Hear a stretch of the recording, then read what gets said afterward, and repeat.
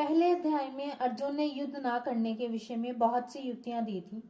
उन युक्तियों का कुछ भी आदर ना करके भगवान ने एकाएक अर्जुन को कायरता रूप दोष के लिए जोर से फटकारा और युद्ध के लिए खड़े हो जाने की आज्ञा दे दी।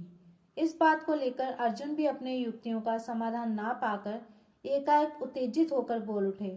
अर्जुन उवाच कथम भीष्ममहं संख्ये द्रोणम च मधुसूदन इषुभि प्रति योत्स्यामि पूजा हार वरिसूदन। ये दो संबोधन मधुसूदन और अरिसूदन देने का तात्पर्य है कि आप दैत्यों को और शत्रुओं को मारने वाले हैं, अर्थात जो दुष्ट स्वभाव वाले, अधर्ममय आचरण करने वाले और दुनिया को कष्ट देने वाले मधुकैटभ आदि दैत्य हैं, उनको भी आपने मारा है। और जो बिना कारण द्वेष रखते हैं, अनिष्ट करते हैं, ऐसे शत्रुओं को भी आपने मारा है। परंतु मेरे सामने तो पितामह भीष्म और आचार्य द्रोण खड़े हैं, जो आचरणों में सर्वथा श्रेष्ठ हैं, मेरे पर अत्यधिक स्नेह रखने वाले हैं और प्यार पूर्वक मेरे को शिक्षा देने वाले हैं। ऐसे मेरे परम हितैषी दादाजी और विद्या गुरु को मैं कैसे मारूं?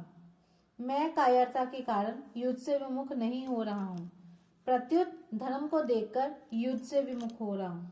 परंतु आप कह रहे हैं कि ये कायरता, ये नपुंसकता तुम्हारे में कहाँ से आ गई?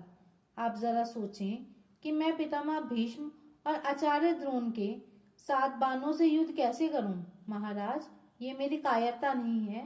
कायरता तो तब कही जाए जब मैं मरने से डरूं। मैं मरने से नहीं डर रहा हूँ, प्रत्युत मारने से डर रहा हूँ। संसार में दो ही तरह के संबंध मुख्य हैं, जन्म संबंध और विद्या संबंध। जन्म के संबंध से तो पितामह भीष्म हमारे पूजनीय हैं। बचपन से ही मैं उनकी गोद में पला हूँ। बचपन में जब मैं उनको पिताजी पिताजी कहता, तब वे प्यार से कहते, मैं तो तेरे पिता का भी पिता हूँ। इस तरह वे मेरे पर बड़ा ही प्यार स्नेह रखते आए हैं। विद्या के संबंध से आचार्य द्रोण हमारे पूजनीय हैं। वे मेरे विद्या गुरु हैं। उनका मेरे पर इतना स्नेह है कि उन्होंने खास अपने पुत्र अश्वत्थामा को भी मेरे समान नहीं पढ़ाया। उन्होंने ब्रह्मास्त्र को चलाना तो दोनों को सिखाया, पर ब्रह्मास्त्र का उपसंहार करना मेरे को ही सिखाया, अपने पुत्र को नहीं। उन्होंने मेरे को ये वरदान भी दिया है कि मेरे शिष्यों में अस्त्र शस्त्र कला में तुम्हारे से बढ़कर दूसरा कोई नहीं होगा। ऐसे पूजनीय पितामह भीष्म और आचार्य द्रोण के सामने तो वाणी से रे तू ऐसा कहना भी उनकी हत्या करने के समान पाप है।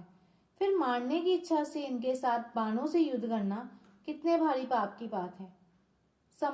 इषुभि प्रति योत्स्यामि पूजा हो। संबंध में बड़े होने के नाते पितामह भीष्म और आचार्य द्रोण ये दोनों ही आदरणीय और पूजनीय हैं। इनका मेरे पर पूरा अधिकार है। अतः ये तो मेरे पर प्रहार कर सकते हैं, पर मैं इन पर बाणों से कैसे प्रहार करूं? उनका प्रतिद्वंदी होकर युद्ध करना तो मेरे लिए बड़े पाप की बात है, क्योंकि ये दोनों ही मेरे द्वारा सेवा करने योग्य हैं और सेवा से भी बढ़कर पूजा करने योग्य हैं। ऐसे पूज्य जनों को मैं बाणों से कैसे मारूं?